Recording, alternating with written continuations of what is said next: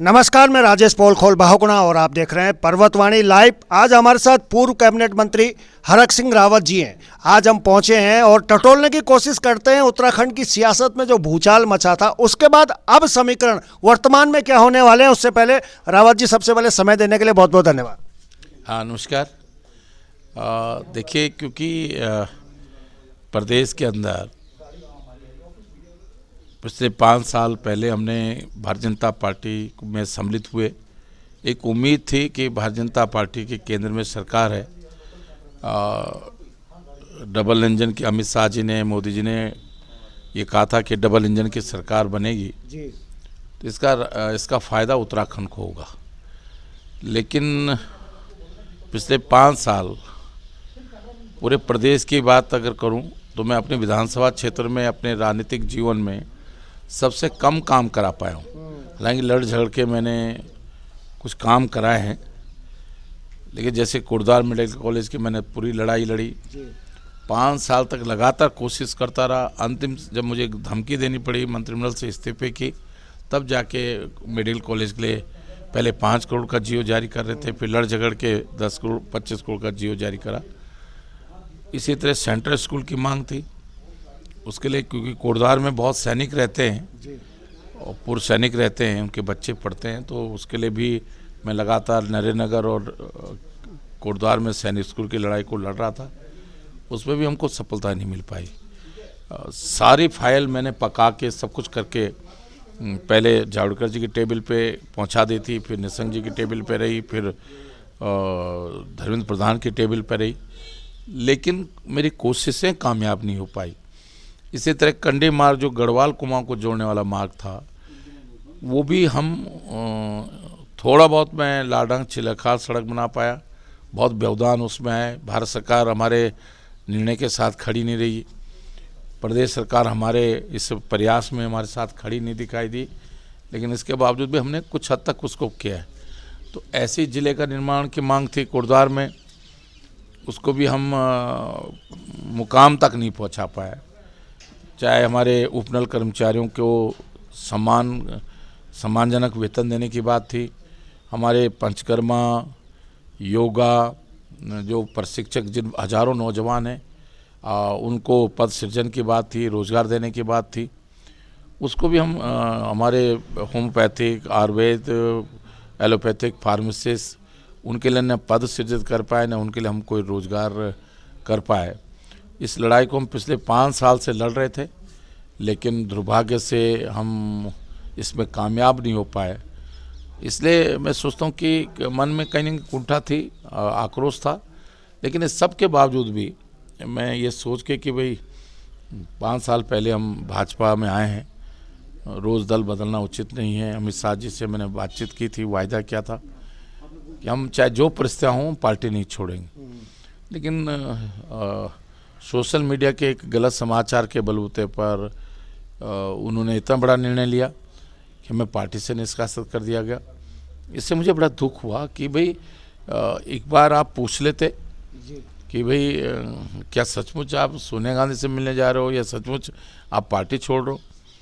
अगर आपने मुझसे पूछ लिया होता तो मैं सोचता हूँ कोई चोरों की तरह है, या अगर मुझे जाना ही होता तो मैं चले जाता, मैं कह देता आपसे कि मैं नहीं पार्टी में रहना चाहता हूँ।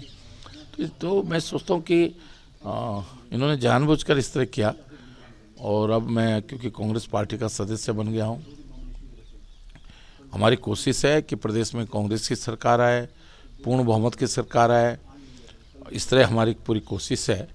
और मुझे बहुत हद तक, क्योंकि चाहे हमारे पुलिस के नौजवान हों, ग्रेड पे को लेकर, शिक्षक हों, कर्मचारी हों, पेंशन के मुद्दा था, बहुत सारे ऐसे मुद्दे हैं जो हम पिछले 5 साल में उनका समाधान नहीं निकाल पाए। रोज़गार के मुद्दे पर वो मनरेगा से रोज़गार की बात करते हैं, ये तमाम आंकड़े देते हैं, लेकिन सही मायने में हम रोज़गार नहीं दे पाए। तो मैंने एक घोषणा की थी जब मैं ऊर्जा मंत्री बना था कि हम 100 यूनिट तक बिजली फ्री देंगे, 200 यूनिट तक हम आधा रेट पे देंगे। जब मैं ये प्रस्ताव माननीय मुख्यमंत्री पर ले गया तो पार्टी ने इस प्रस्ताव को, सरकार ने मेरे इस प्रस्ताव को कैबिनेट में रखने की इजाज़त भी नहीं दी। तो इन सब से मैं नाराज़ था, दुखी था कि भाई आखिर मैं कोई अपने लिए थोड़ी काम करना चाहता हूँ। कोई सरकार इसलिए बनती है कि गरीबों की भलाई करे, गरीब लोगों को फ़ायदा हो। कोविड महामारी में जो प्रदेश के बाहर के नौजवान, जो हमारे प्रदेश के नौजवान बाहर काम करते थे, वो लौट के आए। उनके लिए हम कोई कार्य योजना, कोई एक ठोस कार्यक्रम गांव में नहीं बना पाए, जिससे कि उनको, और वो एक आज बिल्कुल बेरोजगार है। बेरोजगार है। रावत जी, अटकलों का बाजार बड़ा गर्म है। पहला सवाल ये है कि क्या चुनाव लड़ेंगे हरक सिंह रावत?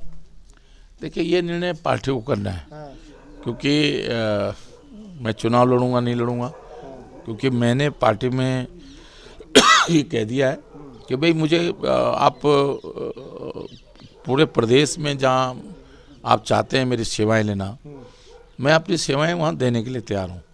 तो मैं सोचता हूँ कि ये निर्णय पार्टी को करना है कि वो मेरी सेवाएं किस रूप में लेना चाहते हैं, कहाँ से मुझे चुनाव लड़ाना चाहते हैं। तो जहाँ भी वो मेरी सेवाएं लेना चाहते हैं, मैं वहाँ अपनी सेवा देने के लिए तैयार हूँ। तो सीट भी वही तय करेंगे फिर कौन सी सीट पे आप चुनाव लड़ेंगे? क्योंकि अब तो ज़्यादातर सीटें डिक्लेयर हो गई हैं। चौबट्टा खाल एक सीट बची हुई है, उसमें समीकरण लग रहा है कहीं कुछ, जहां तक हमारे सूत्र कह रहे हैं कि शायद हो सकता है एक रावत के खिलाफ दूसरे रावत को लड़ा सकते हैं। ऐसा समीकरण, कुछ दम है हमारी बातों में? नहीं, मुझे नहीं लगता कि पार्टी, क्योंकि ये निर्णय तो पार्टी को लेना है, लेकिन जिस तरह मेरी बातचीत हुई है उससे मुझे लगता नहीं है कि वो, क्योंकि मैंने खुद ही अपने मुंह से पार्टी से कहा है कि मैं पूरे प्रदेश में काम करूंगा, तो इसलिए मुझे लगता नहीं है कि वो मुझे चुनाव मैदान में उतारेंगे, क्योंकि मैंने ही अनुरोध किया था पार्टी से कि मैं चुनाव नहीं लड़ना चाहता हूँ। लेकिन रावत जी, जो पीड़ा आपके अंदर है, जो लोग आपसे उम्मीद करते हैं, मैं यहाँ आया था, जो आपका राजाजी नेशनल पार्क वाले हैं, बहुत से लोग हैं जो टकटकी लगाए आपकी तरफ देख रहे हैं। वो चाहते हैं कि हरक सिंह रावत जी दोबारा एक बार पावर में आए और उनकी पावर से उन लोगों को कुछ फायदा हो सके। बड़े उत्तराखंडी आस में आज भी है, तो उनको कैसे आप उम्मीद दिखाएंगे अगर चुनाव नहीं लड़ते हैं? तो ये जरूर नहीं कि मंत्री के रूप में और विधायक के रूप में मैं उनकी उम्मीदों को पूरा कर सकता हूं कि अगर कांग्रेस की सरकार आ गई तो हम निश्चित रूप से, कांग्रेस की अगर सरकार आ गई तो हम निश्चित रूप से पूरी तरह सरकार का एक भाग रह के, सरकार के कार्यकर्ता के रूप में हम बहुत सारी प्रदेश की उम्मीदों पर हम खरा उतरने की कोशिश करेंगे। और मुझे पूरा भरोसा है कि प्रदेश के अंदर मैं तो पूरे प्रदेश के भाइयों बहनों से भी अनुरोध करना चाहता हूं कि पिछले 30-35 साल के राजनीतिक संघर्ष में उत्तराखंड का राज्य का आंदोलन हो, पौड़ी की महान जनता जानती है, चमोली, इस पूरे गढ़वाल के लोग जानते हैं कि एक कार्यकर्ता के रूप में उत्तराखंड के आंदोलन में हमने जो संघर्ष किया है, चाहे गढ़वाल विश्वविद्यालय का आंदोलन हो, हर आंदोलन में पिछले 40 साल के राजनीतिक जीवन में उत्तराखंड का कोई भी आंदोलन हो, उस आंदोलन में मैंने बढ़ चढ़ कर भाग लिया है, एक सहयोग, हमेशा सहयोग किया है। और इसलिए मुझे पूरा भरोसा है कि उत्तराखंड के लोग मेरे अनुरोध पर इस बार भारतीय जनता पार्टी की विदाई करेंगे और कांग्रेस की सरकार बनाएंगे। चलिए, समय देने के लिए बहुत बहुत धन्यवाद रावत जी। नमस्कार जी। हरक सिंह रावत जी हैं। सियासी समीकरण की बात करूं तो कांग्रेस में दो ही कद्दावर नेता इस समय है, एक हरक सिंह रावत जी है और एक हरीश रावत जी। और कांग्रेस ने ऑफिशियल भी मुख्यमंत्री का चेहरा अनाउंस नहीं किया है। तो मेरा इशारा आप समझ रहे होंगे, अभी हमारी पैनी निगाह रहेगी, अभी भविष्य के घर में बहुत सी चीजें हैं जो होनी बाकी है। तो चलिए, अभी के लिए बस इतना ही। देखते रहिए पर्वतवाणी लाइव।